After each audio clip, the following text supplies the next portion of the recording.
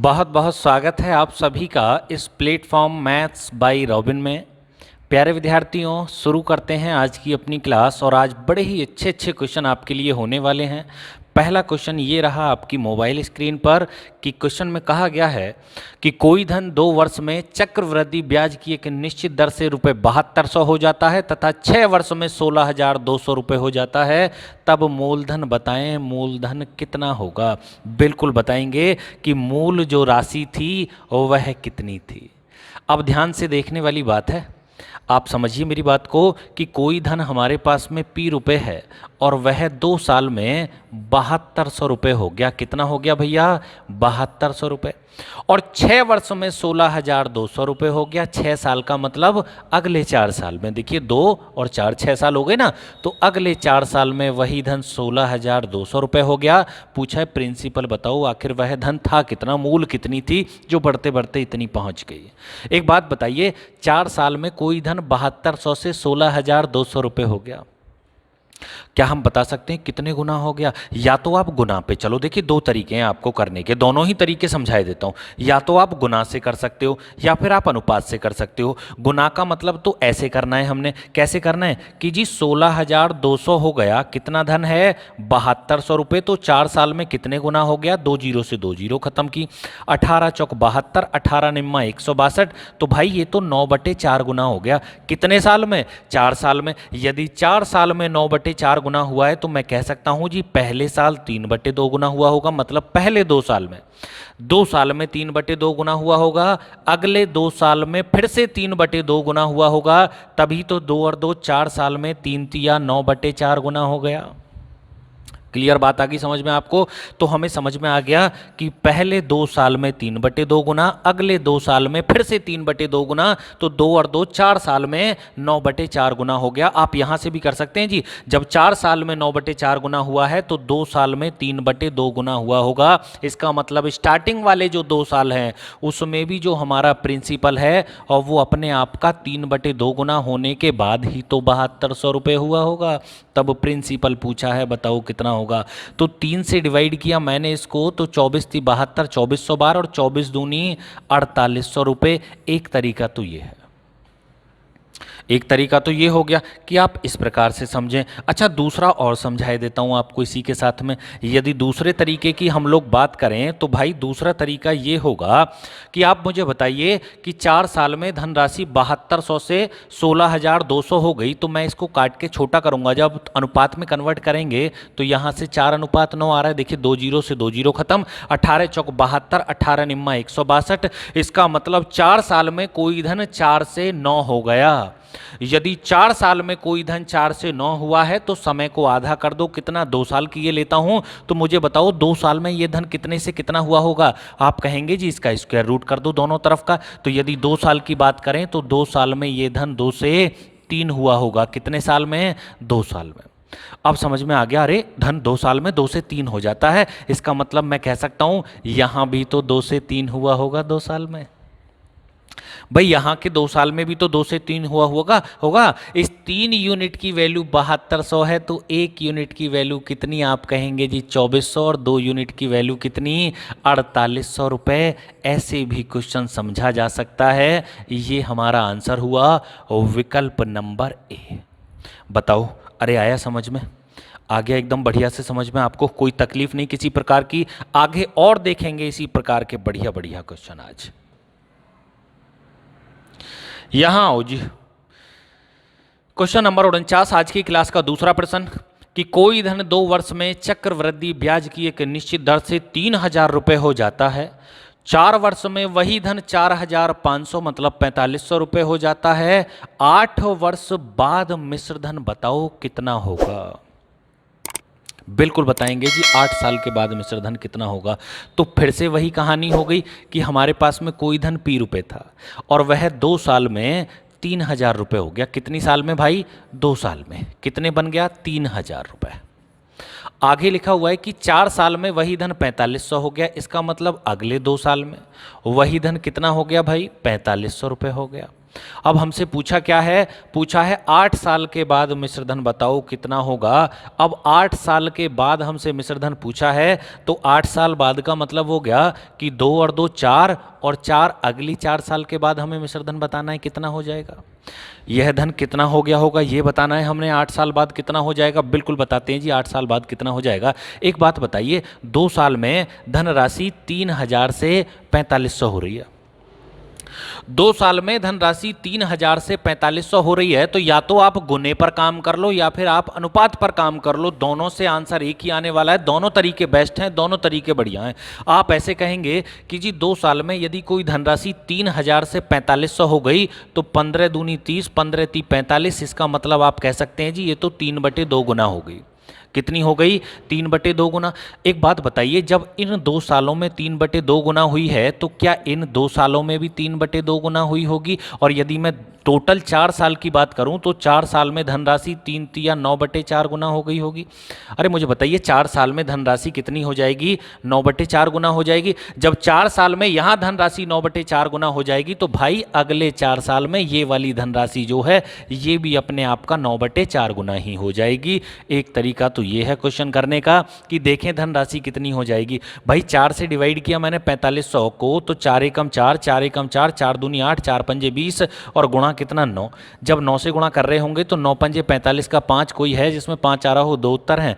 तो यहां से देखेंगे तो 9 पंजे 45 का 5, 4 9 दूनी 18, 4 22 का 2 हासिल 2 और 11 9 99 और 2 कितने हो गए भाई 101। तो 10,125 ये हमारा सही उत्तर हुआ, विकल्प नंबर बी। आया समझ में आपको? चलो दूसरा तरीका बताता हूँ, ये तो बहुत अच्छा था, एकदम बहुत बढ़िया तरीका मैंने आपको समझा दिया है। इसके अलावा यदि दूसरे तरीके की हम लोग बात करते हैं तो दूसरा तरीका ये था कि धनराशि 2 साल में 3000 से 4500 हो गई। जब हम इसका अनुपात बनाएंगे तो 15 दूनी 30 और 15 ती 45, इसका मतलब इस धन का अनुपात 2:3 आ रहा है।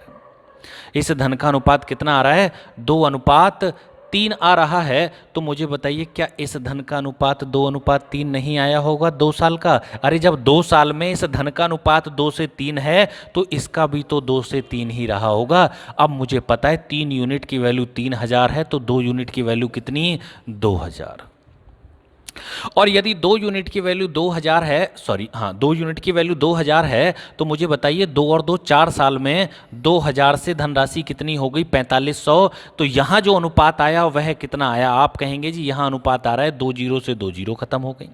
डिवाइड किया हमने यहाँ से तो 5 चौक 20 और 5 नेम 45, यहाँ तो धनराशि 4 से 9 हो रही है। भाई जब धनराशि 4 साल में 4 से 9 हो रही है तो यहाँ भी तो धनराशि 4 से और 9 हो जाएगी 4 साल में, ये भी तो 4 साल का टाइम पीरियड है। अब हमें पता है जी 4 यूनिट की वैल्यू 4500 है, तो 1 यूनिट की वैल्यू कितनी हो गई? 1125, और 1 यूनिट की वैल्यू 1125, तो 9 यूनिट की वैल्यू कितनी? बस 1125 से गुणा लगाएंगे, वही 10,125 आ जाएगा। एक बार गुणा लगा के देखे लेते हैं। 9 पंजे 45 का 5 4, 9 दूनी 18, 4 22 का 2 2, 11 9 99 और 2 कितने हो गए? 101। तो 10,125 रुपये की धनराशि थी जी वो। उम्मीद है समझ में आया होगा आप लोगों को। अरे आ गया समझ में भाई? कोई तकलीफ तो नहीं किसी प्रकार की? बता देना आप लोग मुझे, है ना। इसको थोड़ा सा बड़ा कर दूं जिससे कि आप लोग देख लो ना बाद में भी कि क्वेश्चन क्या था, इसलिए मैं कर रहा हूँ, आप इसलिए इसको बड़ा किया है मैंने। अब ठीक है ना, अब तो दिखाई दे रहा होगा आपको। तो यहाँ से जो सही उत्तर था हमारा वो 10,125 था। इसके बाद में चलते हैं आगे। अगला जो हमारा एकदम सुपर बढ़िया वाला क्वेश्चन आने वाला है वह क्या है, तो देखेंगे जी अगले प्रश्न को और पढ़ते हैं। 50वां प्रश्न आ गया जी कि 5,000 रुपये की धनराशि एक निश्चित वार्षिक ब्याज की दर पर 8 वर्ष में 7200 रुपये हो जाती है। इसी ब्याज दर पर 4 वर्षों में 7,560 की धनराशि पर कितना चक्रवृद्धि ब्याज प्राप्त होगा? ये भी बड़ा अच्छा क्वेश्चन है। देखिए छोटे मोटे अच्छे बुरे सारे क्वेश्चन करा के चल रहा हूँ मैं आपको, जो आपको अच्छे लगते हों उनको नोट्स बनाते रहिए।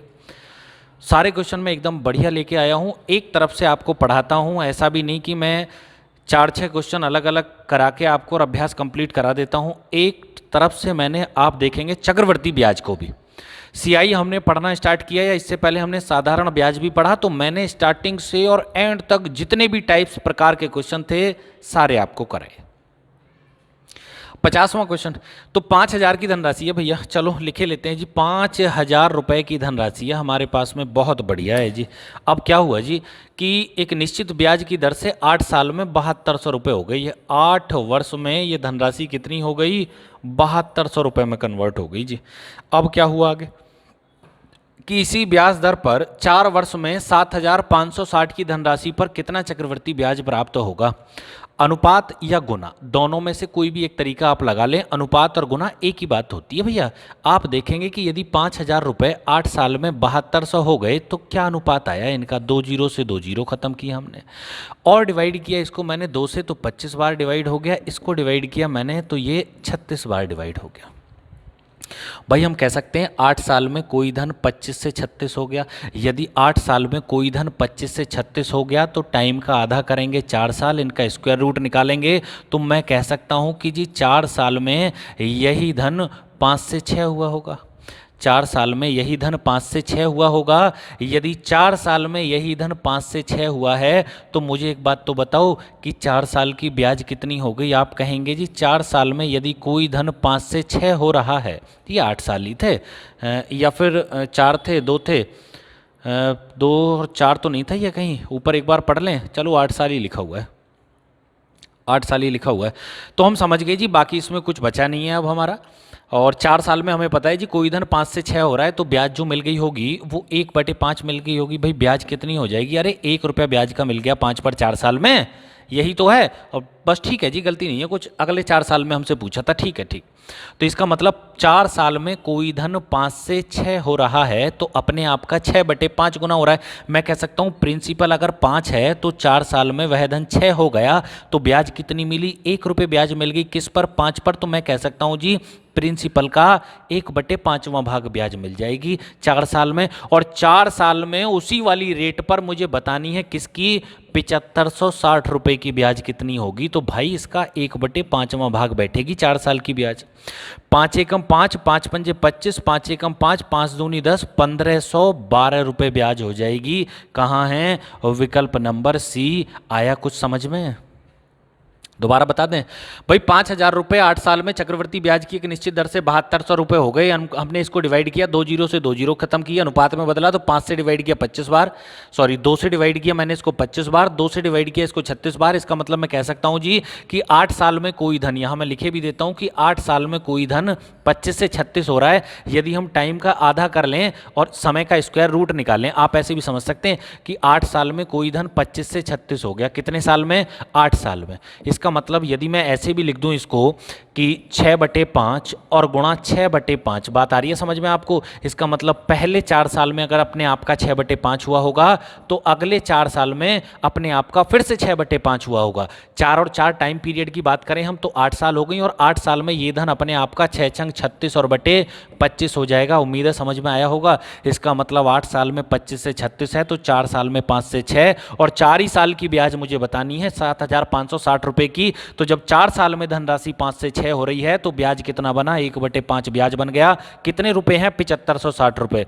अब 7560 पर 4 साल का 1/5वां हमने ब्याज निकाल दिया, 1/5वां भाग निकाला तो 1512 रुपये ब्याज हो गई। आया समझ में? आगे चलते हैं। इसके बाद में देखेंगे जी अगला प्रश्न क्या है। एक और बढ़िया क्वेश्चन आता है आगे। 51वां प्रश्न में कहा गया है कि 14.2/7% ब्याज की दर से किसी निश्चित धनराशि का दूसरे वर्ष का चक्रवृद्धि ब्याज 480 रुपये है तो उसी धनराशि का समान ब्याज दर से 1.5 वर्ष का चक्रवृद्धि ब्याज बताओ कितना होगा। ये भी अच्छा क्वेश्चन है जी, वास्तव में बहुत बढ़िया। अब करेंगे क्वेश्चन को, देखो कैसे करेंगे। 14.2/7% की फ्रैक्शन मुझे बताओ कितनी होती है। आप कहेंगे जी इसकी फ्रैक्शन वैल्यू होती है 1/7। क्लियर है भाई? 1/7 इसकी फ्रैक्शन होती है। अब हमसे कहा गया है कि दूसरे वर्ष का चक्रवृद्धि ब्याज 480 रुपये है। दूसरे साल का चक्रवृद्धि ब्याज कितना है? 480। अच्छा 14.2/7 की फ्रैक्शन 1/7 होती है तो मैं ऐसा कह सकता हूं कि पहले साल कोई धन 7 है तो अगले साल वही धन 7 से कितना हो जाएगा, 8 हो जाएगा।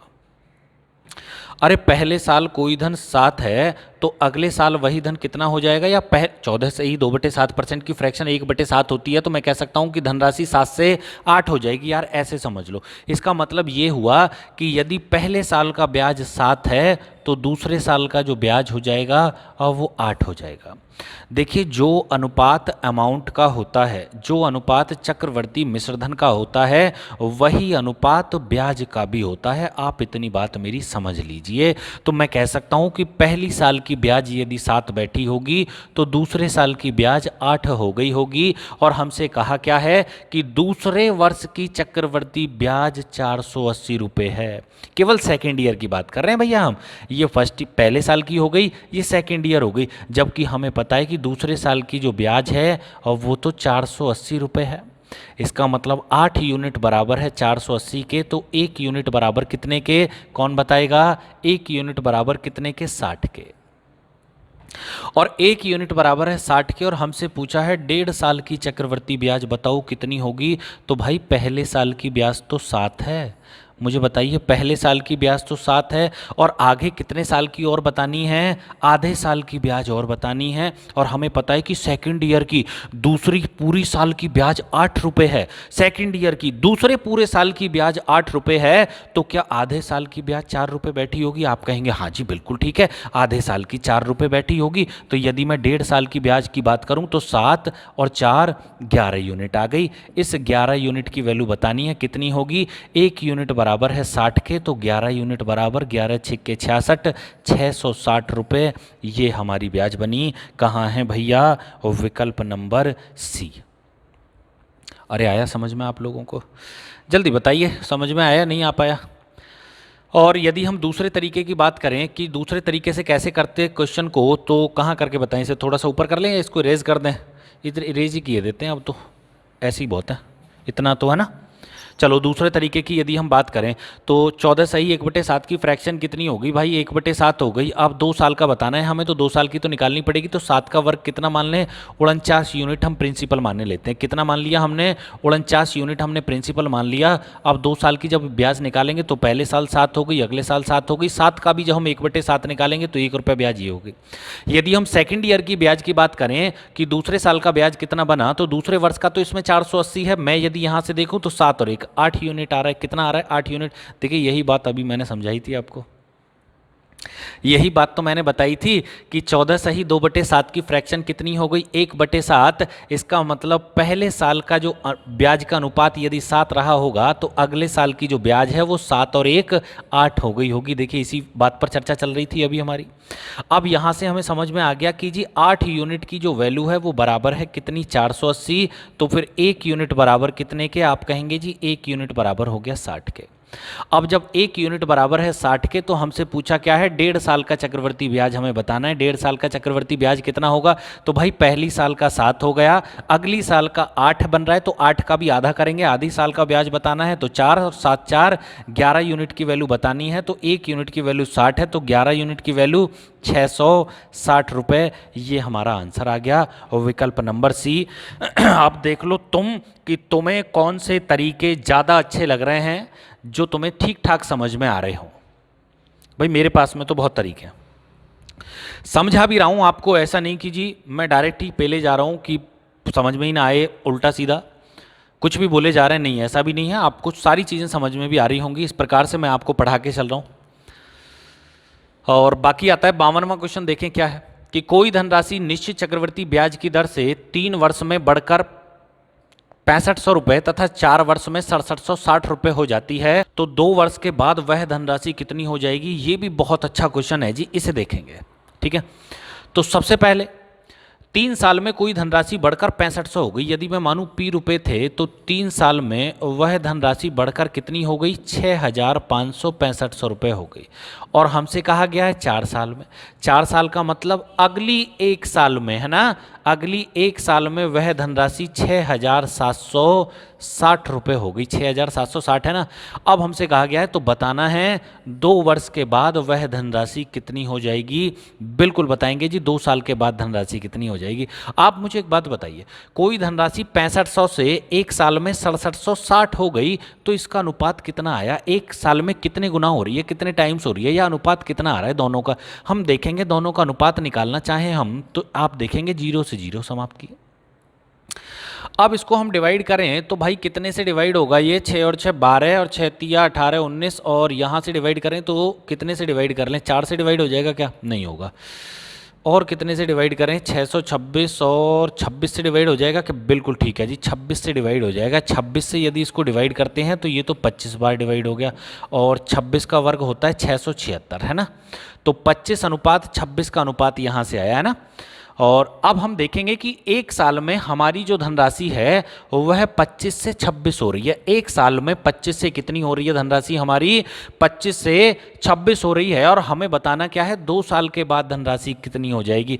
तो 2 साल के बाद का मतलब ये है भाई कि यहाँ से यहाँ तक का जो समय है ये 3 साल का है। कि धनराशि यदि 3 साल में हो गई 6500, तो हमसे पूछा क्या है, हमसे पूछा है बताओ 2 साल के बाद कितनी हो जाएगी। 2 साल के बाद का मतलब इससे जस्ट 1 साल पहले भी हम कह सकते हैं, अरे इससे 1 साल पहले भी हम कह सकते हैं तो भी 2 साल बाद की ही मानी जाएगी, बात तो एक ही है। तो वापस जाके प्रिंसिपल निकाल के 2 साल का निकालने की आवश्यकता नहीं है, बस 1 साल पहले का निकाल दो, आंसर आ जाएगा। और हमें पता है 1 साल में प्रिंसिपल और अमाउंट का जो अनुपात है वो 25:26 है। कोई धन 25 से 26 हो जाता है, तो भाई यहाँ भी तो 25 से और 26 हुआ होगा धन 1 साल में। इसका मतलब 26 यूनिट की वैल्यू कितनी है, 6500। यदि 26 यूनिट की वैल्यू 6500 है तो फिर मुझे बता दो 1 यूनिट की वैल्यू कितनी होगी। आप कहेंगे जी 1 यूनिट की वैल्यू आ गई आपका 250। क्यों, क्योंकि 26 गुणा 25 बराबर कितना होता है, 650 के बराबर होता है। जबकि एक जीरो और है तो 26 गुणा 250 बराबर हो जाएगा 6500 के। जब 1 यूनिट बराबर है 250 के, तो मुझे बताना है कि 25 यूनिट बराबर कितने के होगा। तो भाई 25 यूनिट बराबर हो जाएगा 25 गुणा 250 के। तो 25 हम करेंगे तो 625, 6250 रुपये, ये हमारा आंसर हुआ। कहाँ है भाई, विकल्प नंबर डी इसका सही उत्तर हुआ। कि हमारी जो धनराशि है यदि वह 3 साल में 6500 और 4 साल में 6760 रुपये हो जाती है, और हमसे पूछा गया है बताओ 2 साल बाद का मतलब 1 साल पहले कितनी रही होगी, तो 1 साल पहले तो वह धनराशि 6250 रही होगी।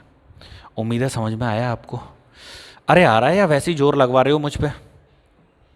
आगे चलें जी, अगला प्रश्न देखेंगे। इसके बाद में अगला जो बढ़िया सा हमारा क्वेश्चन आने वाला है वह क्या है, ये लो एक और आया जी धांसू क्वेश्चन आपके लिए। एक और बढ़िया प्रश्न आ गया, पढ़ते हैं इस क्वेश्चन को। क्या है कि 2 धनराशियों का अनुपात 4:5 है। यदि वे चक्रवर्ती ब्याज की दर से, या चक्रवर्ती ब्याज की एक निश्चित दर भी कह सकते हैं हम, निश्चित दर से क्रमशः 2 वर्ष तथा 1 वर्ष के लिए उधार दी जाती हैं, तो वे बराबर धनराशि प्राप्त करती हैं। बताना है वार्षिक ब्याज की दर कितनी है। बहुत बढ़िया जी। अब 2 धनराशियाँ हमारी, हम ऐसे मान सकते हैं जी, एक व्यक्ति को हमने 4000 रुपये दे दिए, एक को 5000 रुपये दे दिए। 4000 जो दिए हैं वो 2 साल के लिए दिए हैं, 5000 जो दिए हैं वह 1 साल के लिए दिए हैं। और बाद में, मतलब इससे 2 साल बाद और इससे 1 साल के बाद में जो अमाउंट हमारा बना, ब्याज और मूल दोनों लगा के जो धनराशि बनी वो इक्वल बैठ रही है। ये भी उतना ही बैठी है, वो भी उतना ही बैठी है। तब हमसे पूछा है कि बताओ ब्याज की वार्षिक दर कितनी है। बिल्कुल बताएंगे जी, ब्याज की वार्षिक दर कितनी है। एक बात बताइए मुझे कि दोनों धन का जो अनुपात है वो है 4:5। पहला वाला जो धन है 4 रुपये, वह 2 साल के लिए दिया। कितने साल के लिए, 2 वर्ष के लिए हमने दिया है। और दूसरा वाला जो धन है 5 रुपये, और वह हमने कितने साल को दिया है, आप कह सकते हैं जी वो धनराशि हमने 1 साल के लिए दी है। देखिए 1 वर्ष के लिए ही तो दी है, जबकि दोनों ही कंडीशन में जो पैसा मिला है वो एकदम इक्वल मिला है, बराबर मिला है ना। अरे अमाउंट बराबर है लिखा हुआ है क्वेश्चन में, मैं ज़बरदस्ती बराबर नहीं करवा रहा आपसे। प्रश्न में लिखा हुआ है कि दोनों से समान धनराशि प्राप्त होती है, इससे 2 साल और इससे 1 साल के बाद में। जो अमाउंट है, ब्याज और मूल दोनों लग के जो अमाउंट तैयार हुआ है, जो धनराशि है वह बराबर प्राप्त होती है। अब हमसे पूछा है तो बताओ ब्याज की वार्षिक दर कितनी है। बिल्कुल बताते हैं जी कि ब्याज की जो वार्षिक दर है वह ब्याज की वार्षिक दर कितनी है। आप एक बात बताइए कि ये 4 रुपये 2 साल में ए रुपये बन रहे हैं, ये 4 रुपये 2 साल में ए रुपये बने हैं और ये 5 रुपये 1 साल में ए रुपये बने हैं। तो एक बात बताओ, ये 4 रुपये भी तो पहले 5 रुपये बने होंगे। अरे ये 4 भी तो पहले 5 बने होंगे। इसका मतलब मैं कह सकता हूँ कि ये जो 4 हैं इन्हें 5 बनने में 1 साल का समय लग गया होगा। कितना समय लग गया होगा? 1 साल का समय लग गया होगा 4 से 5 होने में। भाई 4 से 5 होने में 1 साल का समय लगा होगा और फिर 5 से ए होने में दोनों को 1-1 साल का समय लगा होगा। इसका मतलब बराबर है जी। हम कह सकते हैं कि इस वाले धन को जो हमारा 2 साल में 4 से ए हुआ है, ये जरूर 1 साल में 4 से 5 हुआ होगा। और 1 साल में यदि ये 4 से 5 हुआ है तो हमें समझ में आ गया कि जी ब्याज की वार्षिक दर कितनी है। एक ब्याज मिल गया कितने पे? 4 पे, और गुणा कितना? 100। आंसर कितना हो गया? 25%। अरे बताओ समझ में आया नहीं आया? जल्दी बताओ समझ में आ रहा है नहीं आ रहा? भाई आप ऐसे कह सकते हैं कि आपको और एक तरीके से मैं ऐसे समझा सकता हूँ, है ना, ऐसे बता सकता हूँ कि ऐसे मानो ये हमारे पास में 400 रुपये हैं और ये बन गए 600 रुपये। कितनी साल में? 2 साल में। और एक मेरे पास में 500 रुपये हैं, ये बन गए 600 रुपये 1 साल में। क्लियर है? अरे ये वाले जो 400 रुपये हैं ये 600 बन गए 2 साल में, और ये जो 500 रुपये हैं ये 1 साल में ही 600 बन गए। तो मुझे बताओ क्या ये 400 रुपये 1 साल में 500 नहीं बने होंगे? जब ये 400 1 साल में 500 बने हैं तभी तो ये 2 साल में 600 बने होंगे। क्यों? क्योंकि 500 1 साल में 600 होते हैं। अरे इतना तो समझ में आ रहा है आपको? तो कुल मिलाकर बस जी क्वेश्चन हमारा समाप्त हो गया कि यदि 4 1 साल में 5 बन गए तो ब्याज की दर बैठी 25% वार्षिक। एक और ऐसा ही क्वेश्चन मैं आपके लिए दिखाता हूँ। एक और बढ़िया क्वेश्चन ऐसा ही, इसे समझने की कोशिश करो। देखो अगर समझ जाओ तो, कि 2 धनराशियों का अनुपात 25:36 है। यदि वे चक्रवृद्धि ब्याज की एक निश्चित दर से क्रमशः 7 साल और 5 साल के लिए उधार दी जाएं तब वह समान धनराशि प्राप्त करती हैं। तो बताइए ब्याज की वार्षिक दर कितनी है? सेम है जी दोनों क्वेश्चन एकदम। भाई मुझे बताओ 25 रुपये मैंने ब्याज पर दिए, कितनी साल के लिए? आप कहेंगे जी 7 साल के लिए, और ये बन गए ए रुपये। और दूसरा धन कितना है? 36 रुपये, ये भी ए ही बन गए। ये कितनी साल में बन गए? ये 5 साल में बन गए। अरे तो मुझे बताओ जब 25 रुपये 7 साल में ए रुपये बनते हैं और 36 रुपये 5 साल में ए रुपये बनते हैं, तो क्या ये 25 रुपये से 36 रुपये बनने में इन्हें 2 साल नहीं लग गई होंगी? आप कहेंगे बिल्कुल लग गई होंगी। एक बात बताइए, जब 25 से 36 बनने में 2 साल लग गई तो पहली साल धन का अनुपात क्या 5 से 6 नहीं हुआ होगा? आप कहेंगे बिल्कुल ठीक बता रहे हैं जी। 1 साल में धनराशि 5 से 6 हुई होगी, तभी तो 2 साल में 25 से 36 होगी। और यदि कोई धन 1 साल में 5 से 6 हुआ है और रेट ऑफ इंटरेस्ट हमसे पूछी गई है बताओ कितनी है, तो 1 रुपया ब्याज बन गया कितने पर? 5 पर, और गुणा कितना? 100। अरे 1/5 ब्याज हो गया। इनमें देर नहीं लगती यार बताने में, या आप ऐसे बता सकते हैं दोनों में। आप देखेंगे 5 से 6 हो गए तो ब्याज कितनी मिली है? 1 ब्याज गुणा 100 मूलधन गुणा समय, ऐसे भी आप लगा सकते हो। तो 5 दूनी 10, आंसर कितना हुआ? 20% वार्षिक। ये रही चक्रवृद्धि ब्याज की दर। और इसी के साथ में हम भी चलते हैं आज अपने घर, है ना? क्यों? क्योंकि समाप्त हो गई क्लास आज की आपकी। जितने क्वेश्चन थे सारे मैंने करा दिए, और बढ़िया बढ़िया क्वेश्चन लेके अगली क्लास में मैं हाजिर होऊंगा आपके सामने। तब तक के लिए बस यही कहूँगा आपसे कि भाई वीडियो पसंद आई हो, क्वेश्चन समझ में आ रहे हो ठीक ठाक, तो चैनल को सब्सक्राइब कर लो यदि पहली बार चैनल से जुड़े हो, और वीडियो को लाइक कर दो, वीडियो को शेयर कर दिया करो ज़्यादा से ज़्यादा जितने भी आपके पास में ग्रुप्स हैं। बाकी मिलते हैं अगली क्लास में। धन्यवाद। जय हिंद।